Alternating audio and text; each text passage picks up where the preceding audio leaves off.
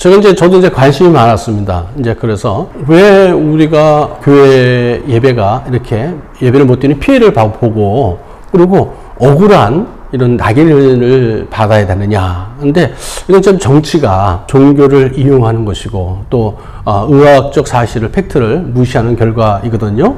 우리나라에서 이제 이 확진자와 치명률의 그 결과를 쭉 제가 이제 모니터링을 하고 있습니다. 근데 봤더니 이제 현재까지 이제 한 400여 명의 사망자가 났는데 10월 초까지 봤을 적에 그 사망자의 대부분이 80대 이상입니다. 한 20% 정도 차지해요. 그건 통틀어서예요. 근데 최근에 와서는 80대가 20%도 아니에요. 그건 더 줄었어요. 근데 하여튼간에 1월 20일부터 지금 현재까지 한 20%가 이제 전체 사망자 20%를 차지합니다. 그리고 이제 70대가 어느 정도 되냐면 6, 7% 정도 돼요. 예, 전체 사망자에. 그리고 이제 그 밑으로 이제 50대로 와가지고는 1.몇 %. 그 다음에 이제 40대는 뭐 0.4%.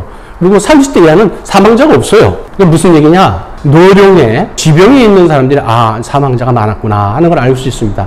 근데 또 이제 이 치명률이 어떤 통계냐면요. 확진된 사람 중에서의 사망자입니다.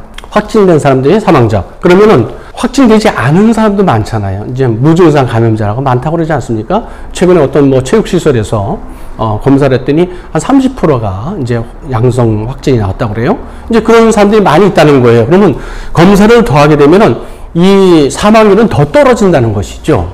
이런 것들은 이제 전문가의 눈에는 보이기 시작한 겁니다. 근데 이걸 갖다가 과도하게 정치적으로 이용한다는 것은 별로 이제 옳은 이제 이 통치행위는 아니라고 생각돼요. 특히나 지금의 이제 증상들을 볼 적에 우리가 어떤 방법을 취할 수 있느냐. 처음에는 이제 초창기 때는 모르니까 무조건 닫아, 움직이지 마. 이제 이런 것들이죠. 이제 셧다운 단계죠. 근데 지금은 그렇지 않아도 된다는 거죠. 우리가 이제 이미 9개월 동안 많은 경험이 쌓이고 병에 대해서 알았습니다. 그렇기 때문에 우리는 마스크 쓰고 안전수칙을 지키면서 생활이 가능하거든요. 지금 뭐 지하철이고 뭐 다 다니잖아요. 그리고 실외에서는요, 뭐 해운대고 어디고 뭐 감염자가 나왔다는 얘기를 들어보지는 못했어요. 이게 무슨 얘기냐? 실외에서도 마스크를 많이 쓰고 있고, 그렇다는 겁니다. 실제적으로 이제 따지고 보면요, 마스크 없을 때는 아까 1.8m, 6피트 이 거리죠. 근데 제가 이제 운동하러 산에 갔는데 저 멀리서 오시는 분이 마스크를 쓰고 그 여름에 오는 거 보고 너무 안타까운 거예요. 그럴 필요가 없거든요. 그리고 길가에 한적한 거리를 지나가는데 저는 이제 의사라도 알잖아요. 이제 뭐 제가 뭐 기침을 하는가 재채기를 하는 사람도 아니고 그리고 사람이 저 멀리 있으니까 그때는 좀 벗어서 신선한 공기를 들여도 상관은 없잖아요. 근데 멀리서 저가 이거 보고 잘못 생각해. 이제 1.8m 그 기준을 잘 모르니까 눈치를 주는 거예요. 그래서 뭐 예의상 저도 다시 한번 씁니다. 그런데 그럴 필요 없거든요. 그래서 정확한 팩트를 정확하게 알고 우리 생활에 적용했을 적에 우리의 이제 어떤 활동할 수 있는 영역이 좀 넓어집니다. 특히나 예배 드리는 거에 관해서 우리가 안전수칙을 잘 지키고 있잖아요. 그리고 혹이라도 본인이 열이 나거나 기침을 하는 사람들은 교회 예배에 참석하지 않습니다. 그리고 참석하더라도 마스크를 다 쓰고 하고 있거든요. 그렇기 때문에 예배를 드려서 이렇게 이 병이 이게 발생되는 것은 근거가 없습니다. 쉽게 말해서 예전에 중세시대 때 이런 일이 있었어요. 패스트가 돌아가지고 이제 유럽 인구의 한 3분의 1이 죽었었습니다. 근데 3분의 1이 패스트로만 죽은 게 아니라 맞아 죽었어요. 맞아 죽었어요. 많은 사람들이. 무슨 얘기냐? 누군가 희생양을 찾은 거예요. 그 당시에 이제 뭐 유대인들이 뭐 이렇게 병을 퍼뜨렸다. 또 독약을 찼다. 그리고 뭐 영주들이 땅 주인들이 일부러 봉쇄 조치를 해가지고 우리한테 굶겨주기를 하긴다. 그래가지고 이제 뭐 이 행정관료들이나 유대인들이나 억울하게 마녀 사냥처럼 희생을 많이 당했습니다. 지금도 이제 그런 이제 그 비슷한 현상을 이제 보고 있는데 결코 이제 건전한 이 방법이 아니라고 생각됩니다. 특히나 교회에 대해서 이런 일이 벌어지는 거 보고 상당히 안타까운데 교회에서는 이제 우리 신앙의 가치를 지키기 위해서 신앙의 가치는 이제 예배를 통해서 이루어진다고 생각됩니다. 이 예배의 가치는 무엇보다도 바꿀 수가 없는 거거든요. 최근에 뭐 텔레비 프로그램 중에 극한 직업이라는 게 있어요. 저도 이제 재밌게 잘 보는데 상당히 위험하더라고요. 뭐 바다 위에서 파도가 치는데 거기서 물고기나 뭘 잡고 막 그러더라고요. 근데 그것을 하는 이유가 뭔가 했더니 그만한 가치가 있더라고요.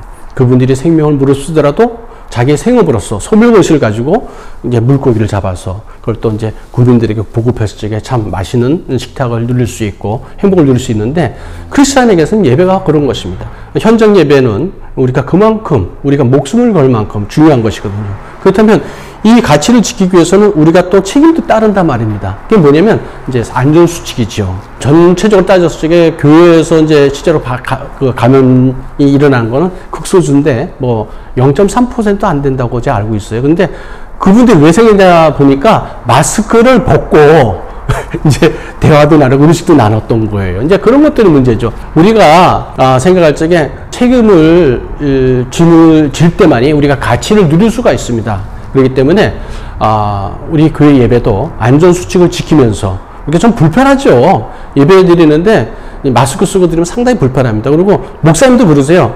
마스크 쓰고 있으니까 도대체 이 눈빛만 봐서는 이 말씀이 이게 전해지는지 안 전해지는지 잘 모르겠다 그러세요. 뭐 그렇더라고요. 그래서 많은 불편한 점이 많은데 그래도 우리가 예배를 이렇게 지키고 대면 예배를 드리기 위해서는 안전수칙을 잘 지키면서 우리가 할 일은 책임은 다 하면서 우리가 예배를 드리는 것이 합당한 일이 아닌가 생각됩니다. 예, 앞으로 이제 저희들이 이제 이 코로나19를 어떻게 극복하느냐, 그리고 이제 일상생활을 어떻게 회복하느냐가 이제 문제로 이제 대두됐습니다. 이제 전국적에는 이제 그 심리학 단계에서 이제 수학적 단계로 가서 안전수칙을 만들고, 이제 의학적 단계, 다시 말해서 이제 백신이 만들어지거나 치료약이 개발되거나 허드 면역이라고 그러죠. 집단 면역이 전체 인구의 한 60-70% 얘기하는 분도 있고 30%만 돼도 이제 면역이 생긴다 이렇게 표현하는 분들이 있는데, 하여튼 집단 면역이 생기거나 백신이 만들어지거나 치료약이 생기면 이제 완전히 해결됩니다. 근데 현재 상태에서 봤을 적에 우리나라의 경우는요, 마스크 보급률이 높고, 그다음에 안전수칙이 다 만들어져 있고, 사망률을 볼 적에 또 치료율을 볼 적에 이 확진자 중에 지금 98%가 치유율을 보이고 있어요. 그리고 30대 미만에서는 사망자가 없습니다. 그리고 이제 증상을 봤을 때도 젊은 30대층 이하에서는요, 가벼운 이제 감기 증상 정도나 또 심한 경우는 이제 보통 독감 시즌에 뭐 심하게 한번 열도 나고 이제 며칠 아팠다. 그 정도 선에서 머물고 그냥 지나갑니다. 그러면 이제 어떤 그걸 생각할 수 있냐면, 이제는 학교 수업을 이제 정상 수업으로 가도 되지 않을까 생각됩니다. 보통 때 저희들이 매년 그 시즌마다 독감 시즌이 있습니다. 그때 이제 그렇다고 다 휴경 내리지는 않거든요. 그래서 많이 도는, 그리고 정말 학급에서 반 이상이 뭐 독감이 돌았다 그러면 독감 시즌 딱 한 2주 정도에서 3주 정도 가요. 그러면 그런 독감 기준에 맞춰서 저희들이 기준을 현실적으로, 그리고 의학적인 기준에 맞게 이제 돌릴 필요가 있습니다. 현재 특히나 이제 이 코로나19의 유형은요, 그 전염률은 많은데 치명률이 좀 낮은 걸로 이제 알려지고 있어요. 그래서 특히나 우리나라 같은 경우는 우리나라 현실에 맞게 그렇게 기준을 좀 독감 기준에 맞게 변경했으면 어떤가 하는 제안을 드려봅니다.